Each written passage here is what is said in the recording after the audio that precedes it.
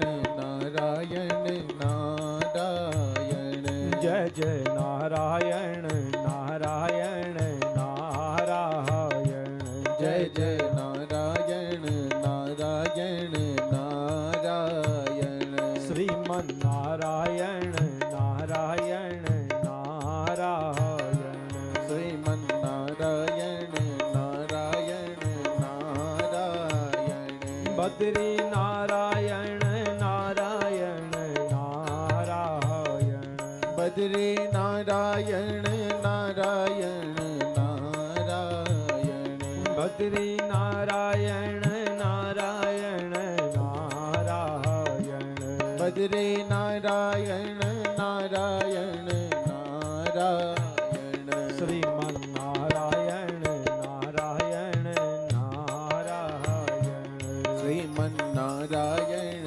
नारायण नारायण श्रीमन नारायण नारायण नारायण श्रीमन नारायण नारायण नारायण केशव नारायण नारायण नारायण केशव नारायण नारायण नारायण माधव नारायण नारायण नारायण माधव नारायण नारायण नारायण श्रीमन नारायण नारायण नारायण श्रीमन नारायण नारायण नारायण श्रीमन नारायण नारायण नारायण श्रीमन नारायण नारायण नारायण बोलो नारायण भगवान की जय।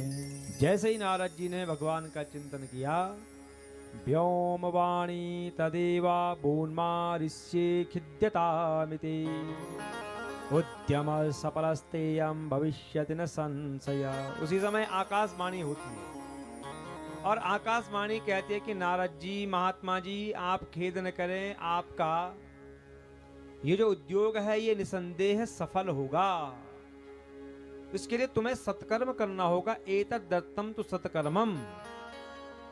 नारद जी ने कहा वो सत्कर्म कौन सा है, नाम बता दीजिए। आकाशवाणी ने कहा सुरर से त्वम समाचरा। संत शिरोमणि ही बताएंगे कि वो सत्कर्म क्या है। आकाशवाणी मौन। नारद जी और परेशान। आकाशवाणी ने कहा कि सत्कर्म करो, सत्कर्म का नाम नहीं बताया। कहा कि संत शिरोमणि बताएंगे, ना संतों का नाम बताया। ये क्या बात हुई कि दवाई खाओ, कहां से खाओ, डॉक्टर के पास जाओ, कौन सा डॉक्टर ढूंढ लो, ये क्या बात हुई। या तो सत्कर्म का नाम ही बता देते या संतों का ही नाम बता देते। अब नारद जी ने भक्ति ज्ञान वैराग्य को वहीं पर जो है कि यमुना के तट पर छोड़ा और निकल पड़े संतों की ढूंढ में। निकल पड़े संत शिरोमणि। जो भी महात्मा मिल रहे हैं, नारद जी कहते हैं कि सत्कर्म क्या है, तो सब कहते हैं वेद पाठ। नारद जी कहते हैं इनको भी नहीं आता है। और कुछ कुछ महात्मा तो लिख करके दे देते, जब सोचते कि हमारे भीतर तो ज्ञान ही नहीं है, हम क्या जवाब देंगे। तो जैसे नारद जी आते तो लिख करके देते, मूकी भूतास्ततान्येतु कियंतस्तु पलायिता। आज हमारा मौन व्रत है, हम बोलते नहीं हैं। लिख करके दे दिया और चले गए। चारों ओर हल्ला मच गया कि वेद पाठ गीता पाठ से भी ज्ञान वैराग्य नहीं जगे, तब तो दूसरा कोई उपाय है ही नहीं। तो नारद जी कहते हैं, सनकादिशों, लोगों की बातों को सुन करके मुझे बड़ी ही चिंता हुई। तो मैंने सोचा कि मैं बद्री बन जाऊंगा, वहां तपस्या करूंगा, भगवान प्रकट होंगे और उनसे ही सत्कर्म के बारे में पूछूंगा। इसलिए मैं सीधे बद्री धाम आया।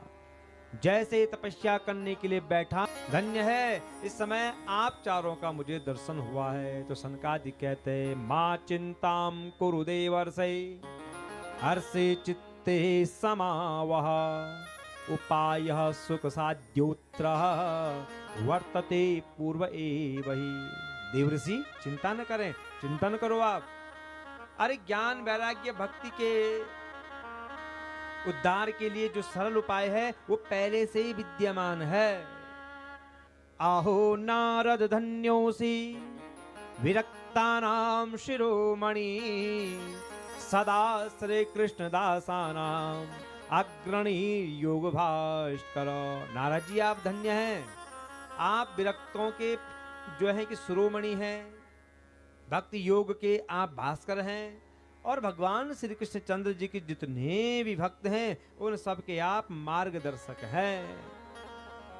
आपको वह सत्कर्म बताने जा रहे हैं हम, जिसका संकेत आकाशवाणी ने किया है। सत्कर्म सूचको नूनम ज्ञान यज्ञ स्मृति बुधै श्रीमद् भागवतालाप सौतु गीता शुकादिव। नारद जी, ज्ञान यज्ञ को ही सत्कर्म कहा गया है, और वह ज्ञान यज्ञ है श्रीमद् भागवत महापुराण का पारायण, जिसका पाठ, जिसका गायन सुकादि मनोभावों ने किया है।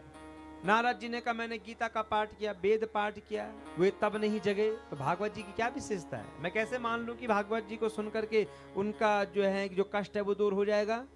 तो सनकादि कहते हैं वेदोपनिषदाम सराज्याता भागवती कथा अत्युत्तमा ततो भाति पृथक भूता फलाकृति। नारद जी, श्रीमद् भागवत की कथा वेद और उपनिषदों के सार से ही बनी है। नारद जी ने कहा कैसे? तो सनकादि कहते हैं कि घी कैसे बनता है? कहा दूध से। कि कैसे? कि मंथन करके, हाँ पहले मलाई, फिर जमाया, फिर मंथन किया, फिर मक्खन, फिर पिघलाया, तब जा करके घी बना। और तब घी में बनती है पूरियां। सीधे दूध में डालो तो कहां से बन पाएगी? जब तक मंथन नहीं करोगे तब तक घी नहीं निकलेगा। नारद जी ने कहा समझ में बिल्कुल नहीं आ रही, क्या बोल रहे हैं आप? तो फिर समझाते हैं सनकादि।